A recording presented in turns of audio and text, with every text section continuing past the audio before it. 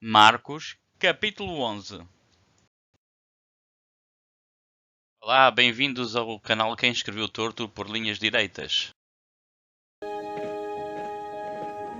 Quando Jesus e os discípulos estavam chegando a Jerusalém, foram até o Monte das Oliveiras, que fica perto dos povoados de Betfagé e Betânia. Então Jesus enviou 2 discípulos na frente com a seguinte ordem: Vão até o povoado que fica ali adiante. Logo que vocês entrarem lá, encontrarão preso um jumentinho que ainda não foi montado. Desamarrem o animal e o tragam aqui. Se alguém perguntar por que vocês estão fazendo isso, digam que o mestre precisa dele, mas o devolverá logo. Eles foram e acharam o jumentinho na rua, amarrado perto da porta de uma casa. Quando estavam desamarrando o animal, algumas pessoas que estavam ali perguntaram: O que é que vocês estão fazendo? Por que estão desamarrando o jumentinho? Eles responderam como Jesus havia mandado. E então aquelas pessoas deixaram que os 2 discípulos levassem o animal. Eles levaram o jumentinho a Jesus e puseram as suas capas sobre o animal. Em seguida, Jesus o montou. Muitas pessoas estenderam as suas capas no caminho e outras espalharam no caminho ramos que tinham cortado nos campos. Tanto os que iam na frente como os que vinham atrás começaram a gritar: Hosana a Deus! Que Deus abençoe aquele que vem em nome do Senhor! Que Deus abençoe o reino de Davi, o nosso pai! O reino que está vindo! Hosana a Deus nas alturas do céu!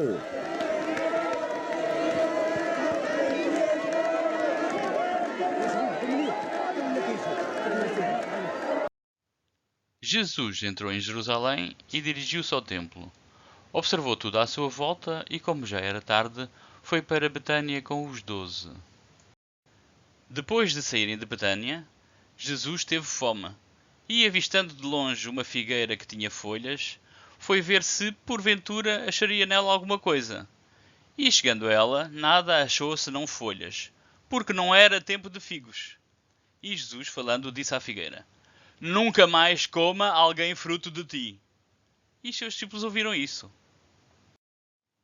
Segundo o Evangelho de Marcos, Jesus teve fome e encontrou uma figueira, mas irritou-se e amaldiçoou a figueira por esta não ter figos, porque não era a época dos figos. O próprio narrador do Evangelho de Marcos explica porque é que a figueira não tinha figos. Era porque não estava no tempo dos figos. Mas Jesus amaldiçoou a figueira de tal modo que ela secou no dia seguinte. Vamos ver como o autor de Mateus parece querer corrigir isto. Mateus diz: Ora, de manhã, ao voltar à cidade, teve fome, e, avistando uma figueira à beira do caminho, dela se aproximou, e não achou nela senão folhas somente, e disse-lhe: Nunca mais nasça fruto de ti. E a figueira secou imediatamente. O narrador de Mateus omite a parte porque não estava no tempo dos figos. E nesta versão, a figueira secou de imediato, em vez de secar apenas no dia seguinte. E o que será que o Evangelho de Lucas diz sobre este mesmo assunto? Lucas diz: E passou a narrar esta parábola. Certo homem tinha uma figueira plantada na sua vinha, e indo procurar fruto nela, não o achou. Disse então ao viticultor: Eis que há 3 anos venho procurar fruto nesta figueira, e não o acho. Corta-a, para que ocupe ela ainda a terra inutilmente. Em Lucas, este episódio sobre a figueira improdutiva já não acontece com Jesus. Passa a ser uma parábola que Jesus conta. Chegando a Jerusalém, Jesus entrou no templo e ali começou a expulsar os que estavam comprando e vendendo. Derrubou as mesas dos cambistas e as cadeiras dos que vendiam pombas e não permitia que ninguém carregasse mercadorias pelo templo. E os ensinava dizendo: Não está escrito: A minha casa será chamada de casa de oração para todos os povos, mas vocês fizeram dela um covil de ladrões. Os chefes dos sacerdotes e os mestres da lei ouviram estas palavras e começaram a procurar uma forma de matá-lo, pois o temiam, visto que toda a multidão estava maravilhada com o seu ensino. A impunidade de Jesus neste episódio é simplesmente ridícula. No templo existia uma inscrição que dizia: Nenhum estrangeiro poderá entrar na balaustrada que circunda o templo e o recinto. Quem for apanhado será responsável pela sua própria morte. Ora, segundo o Evangelho de Marcos, Jesus era tecnicamente um estrangeiro em Jerusalém. Jerusalém era da Judeia e Jesus veio da Galileia. Mas mesmo para quem não fosse estrangeiro, obviamente a prisão imediata e a pena de morte seria algo expectável para quem fosse aprontar para dentro do templo. Ao cair da tarde, eles saíram da cidade. De manhã, ao passarem, viram a figueira seca desde as raízes. Lembrando-se Pedro, disse a Jesus: Mestre, vê, a figueira que amaldiçoaste secou. Respondeu Jesus: Tenham fé em Deus. Eu lhes asseguro que se alguém disser a este monte, levante-se e atire-se do mar, e não duvidar em seu coração, mas crer que acontecerá o que diz, assim lhe será feito. Portanto, eu lhes digo, tudo o que vocês pedirem em oração, creiam que já o receberam, e assim lhes sucederá.